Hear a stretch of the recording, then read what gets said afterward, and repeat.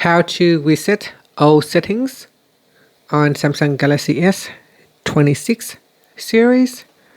First, tap on the home button to return back to the home screen.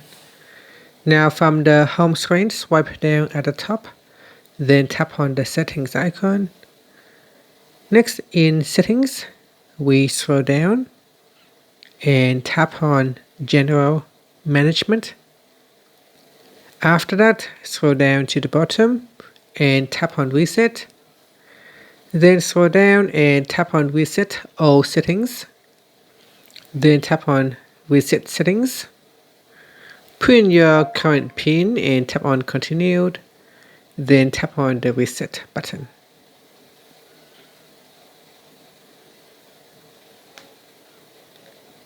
And shortly after, you will see the Samsung logo appear on the screen. The phone will reboot.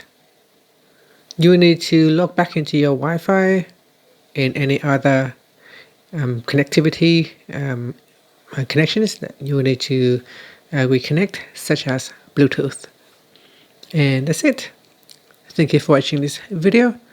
If you find it helpful, please like and subscribe to my channel for more videos.